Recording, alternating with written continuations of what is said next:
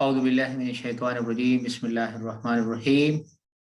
I'm Idris Jahan, the Ocean of Knowledge की तरफ से आज मैं एक नए टॉपिक के साथ हाजिर खिदमत हूँ।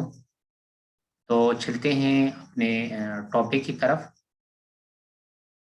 आज का टॉपिक है कॉजेस ऑफ अर्थक्वेक, यानी ज़लज़ले की वजूहात।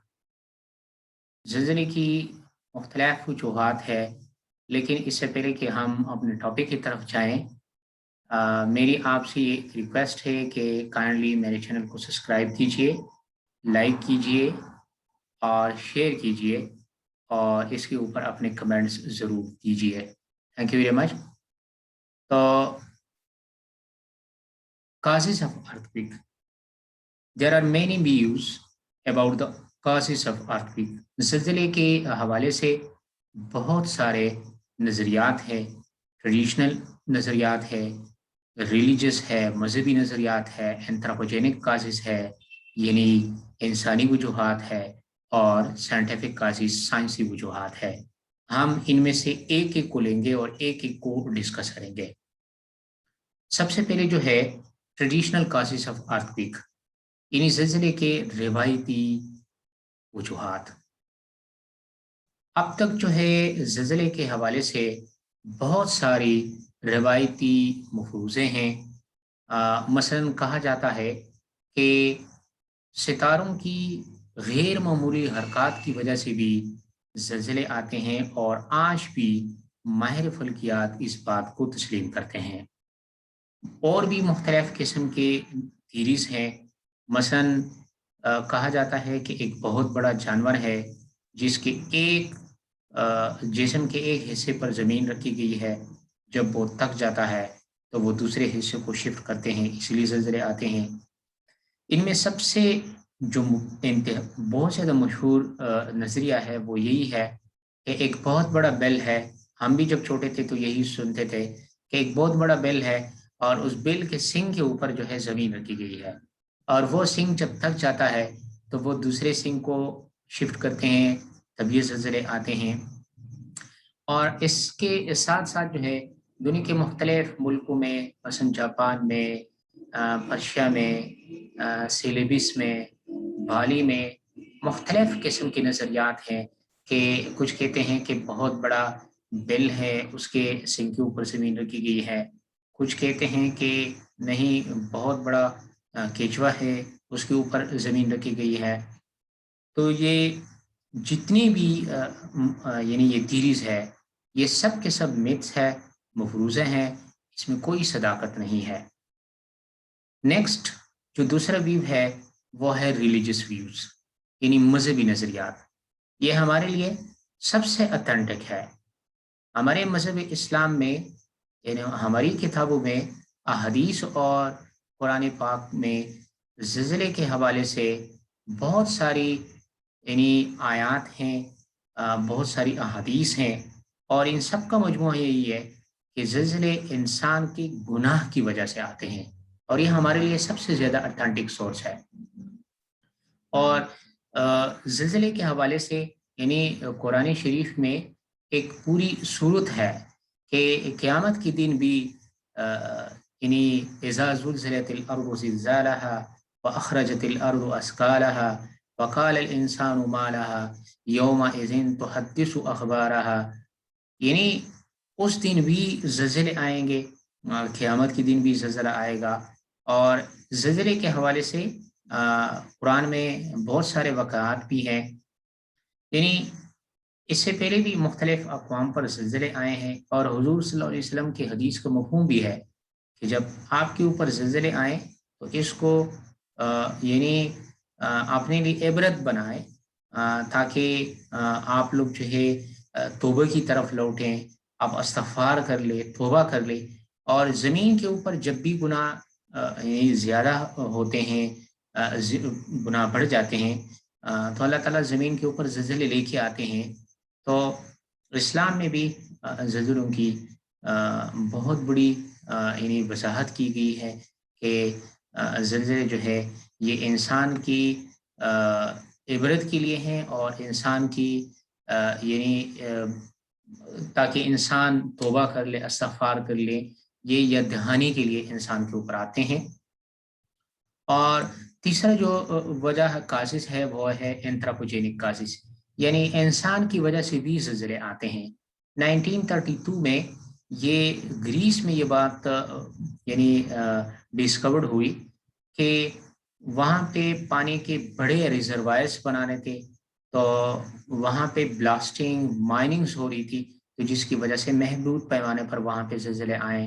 پھر جا کے دنیا کے 11,000 یعنی ڈیمز ہیں جو کہ 10 میٹر سے یعنی تقریباً کیا ہے ہائر ہیں، وہ بھی سزمیسٹی یعنی زلزلے پیدا کر سکتے ہیں۔ انسان جب مختلف جگہوں پہ یہ دیکھنے میں آیا ہے کہ جب ڈرلنگ ہوتی ہے، پانی کو نکالا جاتا ہے، تو وہاں پہ بھی محدود پیمانوں کے زلزلے آئے ہیں اور آتے رہتے ہیں۔ اور 1962 میں یونائٹڈ اسٹیٹس کولوریڈو میں یعنی یہ بات یعنی دیکھنے میں آئی ہے کہ وہاں پہ بڑے پیمانے پہ ڈرلنگ ہو رہی تھی، تو وہاں پہ بھی محدود پیمانے پر زلزلے آئے۔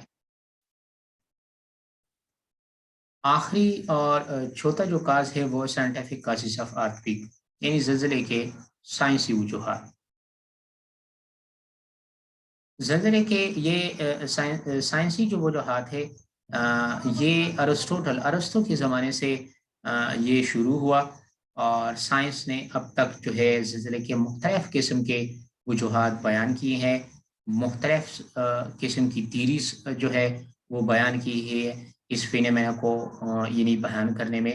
اور ان میں جو سب سے اہم تھیریز ہے وہ ہے volcanic activity, elastic rebound theory, isostatic adjustment اور پلیٹ ٹیکٹونک تھیری۔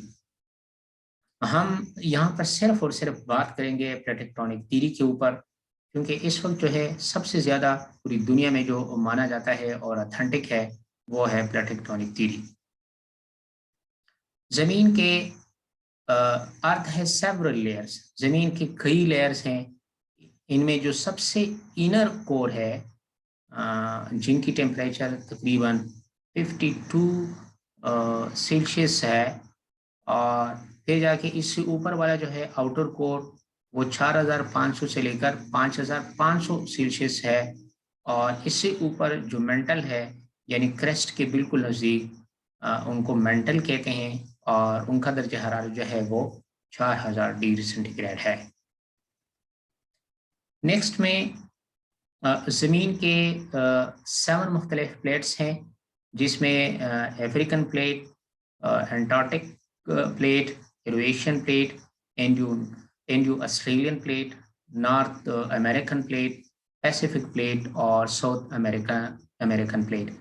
ان سارے پلیٹس میں ان 7 پلیٹس کی وجہ سے جو ہے وہ زمین بنی ہے، اور ان 7 پلیٹس میں کسی نہ کسی وقت جو ہے وہ ایکٹیویٹی چلتی رہتی ہے۔ اور پاکستان جو ہے وہ ایرویشین اور انڈین پلیٹ کے اوپر جو ہے وہ واقع ہیں، اور انڈین پلیٹ میں ایک بات یہ ہے کہ یہ یعنی جھک رہا ہے، یہ سلائڈ کر رہا ہے ٹورڈز دی ایرویشین پلیٹ۔ نیکسٹ میں ہے کہ جس طرح کے سیسمک ویوز پروڈکشن، یہ سیسمک لیئرز جو ہیں وہ یعنی زلزلے کی جو لہریں ہیں وہ کیسے پیدا ہوتی ہیں۔ سب سے پہلے تو اس پکچر کو اگر آپ دیکھ لیں تو اس پکچر میں یہاں پہ لکھا ہے فالٹ، یعنی فالٹ یہ وہ جگہ ہوتی ہیں کہ جو فریکچر جگہ ہو یا جو fracture zone who between 2 blocks of rocks.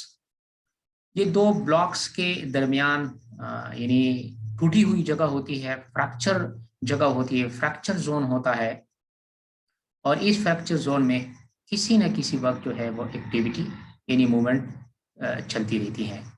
اور جس جگہ پہ یہ زلزلہ پیدا ہوتا ہے اس پوائنٹ کو ہم فوکس کہتے ہیں۔ زمین کے نیچے جہاں پہ زلزلہ جنریٹ ہوتا ہے اس پوائنٹ کو ہم فوکس کہتے ہیں، اور فوکس کے اوپر زمین میں یعنی جس پہ ہم رہ رہے ہیں کرسٹ پہ، اس پوائنٹ کو ہم ایفی سینٹر کہتے ہیں. یعنی ایفی سینٹر وہ سینٹر ہے، یہ وہ جگہ ہے، یہ وہ سینٹر یعنی مرکز ہے کہ جہاں اس کے نیچے یعنی زلزلہ جنریٹ ہوا ہوتا ہے اور اس کو ہم فوکس کہتے ہیں. یہ جب یہ زلزلہ جنریٹ ہوتا ہے تو یہ زلزلہ مختلف لیئرز کی صورت میں یہ جو ہے پھیل رہا ہوتا ہے. پی ایس اور ڈبلیو ویوز ہوتے ہیں، اور اوپر کرسٹ پہ یہ جب پہنچ جاتے ہیں تو وہاں پہ مختلف ریجنز پہ مختلف لوگ ہوتے ہیں. اور ایک جو سب سے اہم بات ہے ایپی سینٹر میں کہ آپ ایپی سینٹر سے اگر آپ ایپی سینٹر کے نزدیک ہے، یعنی زمین یعنی جہاں پہ زلزلہ ہوا ہے اس مرکز کے آپ نزدیک رہتے ہیں تو وہاں پر ڈیمیجز بھی زیادہ ہوں گی. آپ ایپی سینٹر سے جتنی دور ہوں گے تو وہاں پر ڈیمیجز بھی کم ہوں گے. اور اس کی سب سے زندہ مثال جو ہے وہ 2005 کے زلزلے کی ہے کہ 2005 کا زلزلہ جو ہے پورے پاکستان میں جو ہے وہ ان کی جو شدت تھی، ان کی جو زلزلہ تھا وہ محسوس کیا گیا. لیکن سب سے زیادہ ڈیمیجز پھر جا کے ناردن ایریاز میں ہوئی، کشمیر میں ہوئی وہ. اور پھر یہ زلزلہ تو کراچی میں بھی آیا، لیکن کراچی میں ڈیمیجز نہیں ہوئی، لاہور میں ڈیمیجز نہیں ہوئی. اس کی بنیادی وجہ یہی ہے کہ کراچی اور لاہور 2005 کے زلزلے جو اے بی سینٹر تھا وہ ان سے دور تھا. اور ساتھ ہی ساتھ میں کشمیر میں ناردن ایریاز میں وہاں پہ ڈیمیجز اس لیے ہوئی کہ وہ ایپی سینٹر کے نزدیک تھے. نیکسٹ ہے کہ یہ جو پلیٹیکٹونک تھیوری ہے جن کو ایلفرڈ ویگنر نے 1916 میں پیش کیا تھا، اس تھیوری کے مطابق وہ کہتے ہیں کہ زمین کے جو 7 پلیٹس ہیں ان میں 3 قسم کی موومنٹ چلتی ہے. ایک کو ہم کہتے ہیں ڈائیورجنٹ موومنٹ، دوسرے کو ہم کہتے ہیں کنورجنٹ موومنٹ، اور تیسرے کو ہم کہتے ہیں ٹرانسفارم موومنٹ. اب یہ موومنٹ کس طرح ہوتی ہے؟ ڈائیورجنٹ موومنٹ جس طرح کہ اس پکچر میں دکھایا گیا ہے، اور یہ picture U S geological survey سے لی گئی ہے، وہ کہتے ہیں کہ یہ وہ موومنٹ ہے where plates move apart usually found in oceans. یہ وہ موومنٹ ہے کہ جس میں پلیٹ ایک دوسروں سے دور چلے جاتے ہیں. یعنی 7 مختلف پلیٹس ہیں، لیکن یہ اس قسم کی موومنٹ میں ڈائیورجنٹ موومنٹ میں پلیٹس آپس سے یعنی ایک دوسروں سے دور چلے جاتے ہیں، اور یہ عموماً اوشن سمندروں میں پایا جاتا ہے. دوسرا جو موومنٹ ہے وہ ہے کنورجنٹ، یعنی occurs with plates push together. یہ وہ موومنٹ ہے، یہ وہ حرکت ہے کہ جس میں پلیٹس ایک دوسروں کو دھکا دیتے ہیں یعنی پش کرتے ہیں. اور جو تیسری موومنٹ ہے اس کو ہم کہتے ہیں ٹرانسفارم باؤنڈری موومنٹ، یعنی occurs when plates scrape past each other. یہ وہ حرکت ہے، یہ وہ موومنٹ ہے کہ جس میں یعنی پلیٹ ایک دوسروں کے ساتھ یعنی فریکشن کرتے رگڑتے ہیں. اور یعنی اس موومنٹ کے حوالے سے، اور یہاں پہ جو باؤنڈریز ہے کچھ ایریاز جو ہے اس میں سے نیچے بھی چلے جاتے ہیں، تو ایسی موومنٹ کو ہم کہتے ہیں کہ transform movement. Thank you very much. آپ اس ویڈیو کو دیکھیں اور اس میں کمنٹ پہ آپ ضرور ہمیں آگاہ کر لیں، اس پہ کمنٹ کر لیں. Thank you very much for your patience.